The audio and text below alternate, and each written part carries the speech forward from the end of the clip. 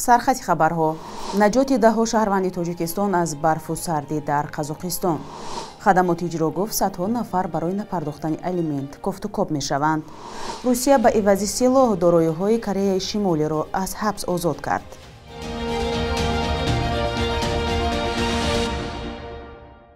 سلام بیننده‌های عزیز، شما نوید بامدادی را تماشا دارید که از دوشنبه تقدیمتان می شود. امروز 8 فوریه است. مقامات قزاقستان روز 7 فوریه گفتند که دهها شهروند بند مانده تاجیکستان را از اسارت برف و سردی در ولایت اوق‌تپه نجات دادند. به اطلاع آنها مسافربری حامل مهاجران در شهرهای سمر چیمکند ویران شده است. 68 نفر هستند. شهروندان جمهوری تاجیکستان از جمله 14 زن و 4 نابالغ گفته شده است در خبری رسمی پلیس قزاقستان. پلیس میگوید معرکه نجات تاجیکستانی ها 2 ساعت ادامه کرد و آنها را به جای گرم برده خوراک گرم دادند. بعضی از مهاجران تاجیک به سبب ارزانی با واسطه مسافربرها و طریق قزاقستان به روسیه می روند، ولی در ایام سرما و هنگام ویران شدن مسافربر در وضعیت ناگوار می مانند. شماره آنهایی که در تاجیکستان از نپرداختن الیمنت سرکشی کردند در سال 2023 زیاد شده است. مسئولان خدمات اجرا گفتند به همین دلیل سال گذشته به زیدی 398 کس پرونده جنایی باز نمودند. سال 2022 برای نپرداختن الیمنت نسبت به 283 کس پرونده گشوده بودند. برنا سعید ولیزاده رئیس خدمات اجرا گفت از میان آنهایی که از نپرداختن الیمنت سرکشی کردند 12 نفر زن و باقی مردان هستند. در تاجیکستان برای سرکشی از پرداخت الیمنت جریمه یا تا 3 سال زندان پیش بینی کردند. با قبل مسئولان خدمات اجرا همچنین 568 قرضدار برای سری وقت نپرداختن الیمنت و پنهان کردن سراغ جای زیست کوفت و کاب می شوند. تعداد آنهایی که برای نپرداختن الیمنت تحت پایگرد قرار گرفتند نظر به سال 2022 170 کس بیشتر بوده است. مسئله الیمنت که بخصوص از جانب پدران بعد از جداشوی از همسر برای فرزندان پرداخت می شود بحث‌های زیادی را در جامعه به میان آورده است. برخی زنان میگویند مقدار الیمنت ناچیز است. روسیه در عوض مهمات جنگی به کره شمالی اجازه داده است که به نظام بین الخلقی مالی دسترسی یابد. اینچنین قسمی از دارایی‌ها آن کشور را از حبس آزاد کرده که زیر تحریم‌های سازمان ملل متحد بودند. در این باره نشریه نیویورک تایمز خبر می‌دهد. نشریه می‌نویسد مقامات روسیه به یکی از نهادهای مالی اجازه داده است که تقریباً 30 میلیون دلار در روسیه بند مانده کره شمالی 9 میلیون دلار آن به کره شمالی برگردانیده شود. این مبلغ را احتمال کره شمالی برای خریدن نفت خرج کند. به جز این روسیه به کره شمالی اجازه داده است که در حدود اسیته جنوبی صورت حساب بانکی گشاید. گرجستان اسیته جنوبی را حدود خود می‌داند و از سوی روسیه غصب شده است. مسئولان کمیته زبان و اصطلاحات تاجیکستان میگویند برنامه یا نرم افزار اصلاح نگاری زبان تاجیکی را ساختند. عالمجان محمد جانزاده رئیس کمیته روز 6 فوریه گفت قرار است نرم افزار را در روزهای تجلیل از نوروز رونمایی کرده و استفاده بدهند. رئیس کمیته زبان گفت این نهاد فرهنگ املای زبان تاجیکی را نیز آماده کرده است، اما در مورد نرم افزار اصلاح نگاری تفصیلاتی بیشتر نداد. رئیس کمیته در این نشست همچنین گفت جانبداری به جای اصطلاحات بین المللی استفاده کردن اصطلاحات ملی است. جزئیات بیشتر این موضوع را در گزارش نوبتی می‌بینیم که همکاران ما ارشاد سلیمانی و امیر ایسایف آماده کردند.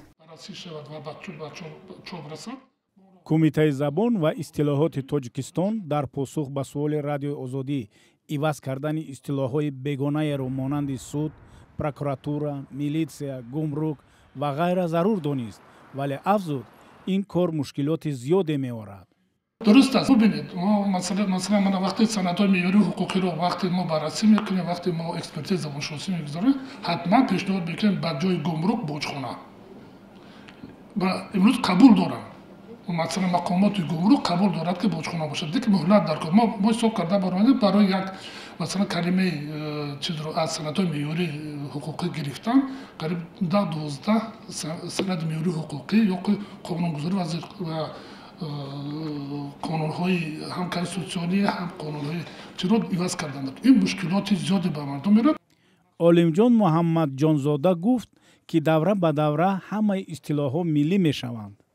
قبول دارن مردم که بجای مثلا گمرک بجای سقوط بیمه متخصصان همون سوحه اینو قبول دارن. ولی گفته شد برخی از جمله نسلی که بیشتر زبان کار و تحصیلشان روسی بوده است جانبدار باقی ماندن واژه‌های به اصطلاح آنها بین المللی هستند. اما امید جهانی دانشمند زبان پژوهی تاجیک میگوید که زبان ما یک زبان بین المللی است و نیازی به اصطلاحات بیگانه ندارد. کنستیتوسیه را باید گفت قانون اساسی، به جای پرزیدنت باید گفت کشوردار یا رئیس جمهور، به جای مجلس یا پارلمان باید گفت انجمن. زبان ما خود یک زبان بین المللی هست، برای بیان مفهوم‌های کشورداری به اندازه کافی اصطلاح دارد. تاجیکستان از نخستین جمهوری‌های شوروی پیشین بود که قانون زبان دولتی را پذیرفت.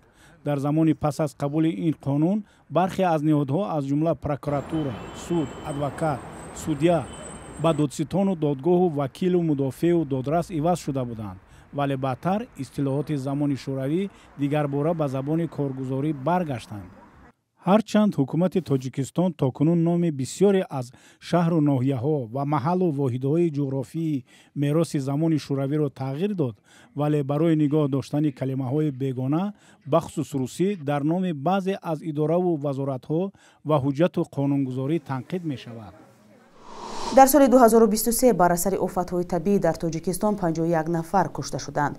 رستم نظرزاده رئیس کمیته حالت‌های فوق‌العاده و مدافع گراجدانی در نشست خبری گفت سال گذشته در عموم 557 حادثه و حالت فوق‌العاده طبیعی ثبت شده است که نسبت به یک سال گذشته 140 حالت کمتر است. در مجموع حادثه‌های طبیعی 76 میلیون سومانی خسارات داشته است. سال گذشته از همه بیشتر مفرایی صورت گرفت که در پای هم تلفات جانی و هم خسارات زیادی مالی داشته است. بخش یک روزی تاریخ را همکارم خیرامان بخازاده تقدیمتان میکند که مهمترین تحولات تاریخی 8 فوریه را فرا میگیرد.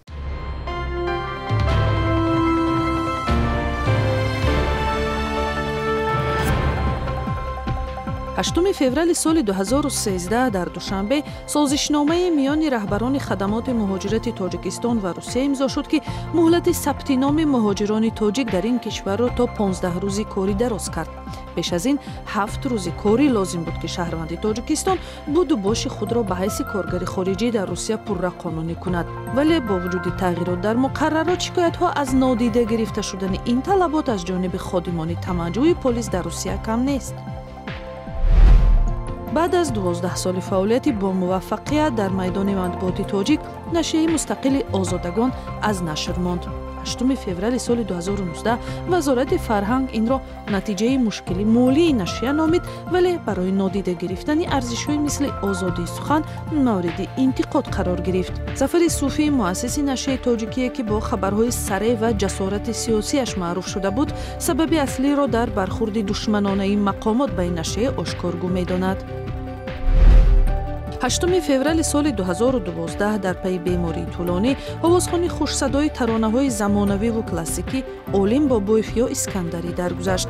پسر آوازخوان معروف اسکندر بابویف صدای قوی و فورم داشت و در 52 سال عمرش که اساساً در پنجکند گذشته است، به قول هممسلکانش بیشتر آهنگ‌های خواند که دلش می‌خواست.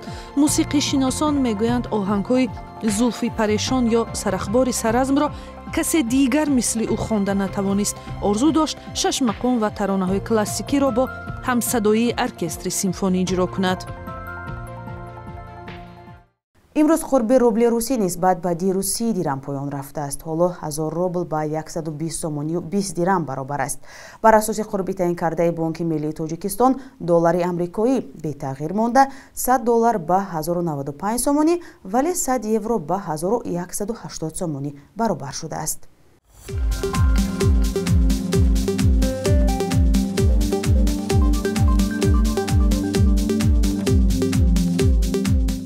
بیننده‌های عزیز، شما نوید بامدادی را تماشا کردید. نظر و پیشنهاد خود را به ما نویسید. تا فردا در همین وقت خدا نگهدار.